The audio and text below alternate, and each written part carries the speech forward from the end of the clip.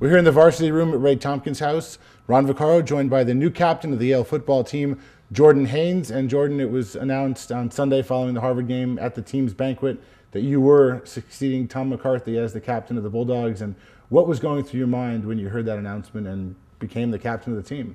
It was a big rush.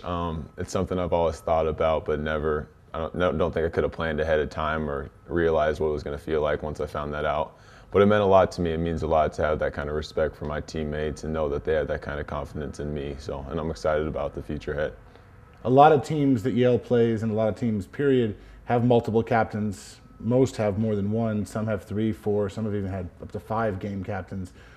When you are just a single captain, it's not all. It doesn't mean you're necessarily the only leader on the team. Talk about the group of guys you think you have in place.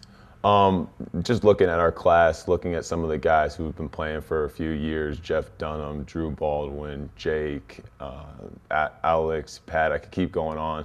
But all these guys are something who contribute something in terms of leadership to the team. And it's not something that new that we're just starting this year. We've been doing this for a couple years now, and I think that we're going to be very strong in that category next year. It's an interesting time for Yale football. Tom Williams has now been the coach for 2 seasons. Where do you think things stand?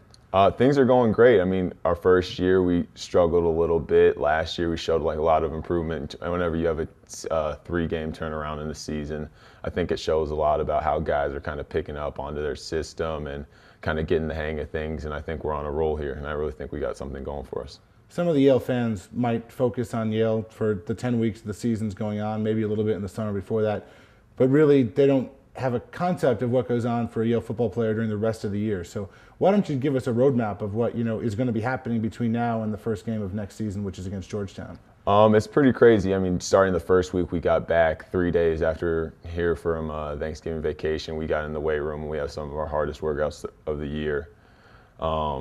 Then going on later after we come back from winter break, we'll start basically having the same schedule almost as if we were having a season. I mean, you got hours of day of running and lifting. We'll do yoga. We'll do wrestling. I mean, there's just a lot of things that go into this, and that'll all lead up into spring ball where we try and come together, get some guys into their new spots and get things rolling again. So it's definitely a year-round sport. It's not something that just ends at Thanksgiving and starts back up at the end of August. But we like it. It's one of the most important parts of the game. So we're excited about it.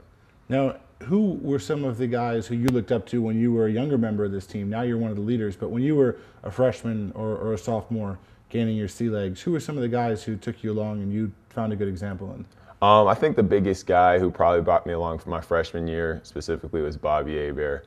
I mean, he's a guy that was kind of just being around him kind of just made you want to go out there and put in all that effort and see what it takes. You look at him, you see what hard work does, what like the things that can be accomplished when you put in that type of effort, and also just his leadership abilities for the team in general. And those were things that I really saw in him that I kind of wanted to try and bring along myself as I went through my 4 years here. And then my sophomore year, I saw Paul as a big leader too. He was one of my good friends, not only one of my good friends, but also a huge leader on our team. Did an amazing job as captain, and those are 2 guys I think early on in my career that kind of showed me how I want to play football here.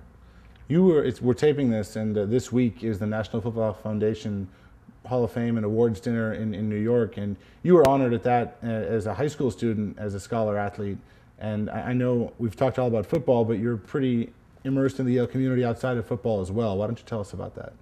Well, one of the big things we do here on campus that I'm a part of on campus is through the Black Men's Union. We do a mentoring program with some students that go to public schools here in New Haven. Once a week, we'll get together with these kids and kind of just give them opportunity to get outside their daily lives where they have all these distractions and people around them making bad decisions. And we try and just help them with their lives and surround them with Yale guys, not just football guys, and just like show them what can be accomplished when they put in the effort. And we try and help them out with college application stuff, and even there's a lot of athletes in the group, and try and help them out with college recruiting things. And that's been a very gratifying part of my experience here at Yale, working with some of these kids and seeing kind of their progress over the last couple of years. And that reminds me of one thing you left out when talking about what's going on with the football team.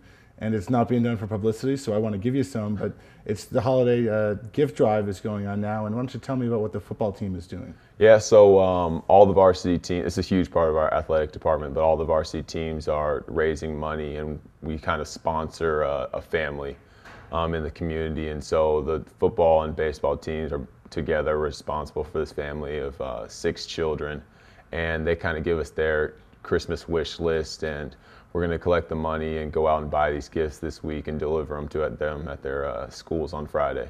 So it's a great opportunity for us at a time, a special time during the holiday season, to kind of give back and just show how thankful we are for all the things that we've been given in our lives, and just kind of get the opportunity to give back.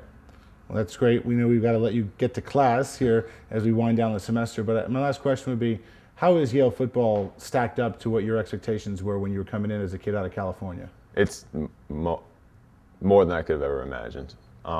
Just being surrounded by the guys here, being with such an incredible coaching staff, it's nothing I could have ever expected. If I could go back, I would make this decision 1,000,000 times out of 1,000,000. I honestly don't think there's a better place in this country to play football, and I'm more than thankful for the opportunity I've been given and all the help that I've received along the way. All right, well, thanks for joining us today. Absolutely. Thank you. All right, that's Jordan Haynes, the captain of the Yale football team. We'll be talking to him much more through the offseason leading up to the 2011 Yale football season.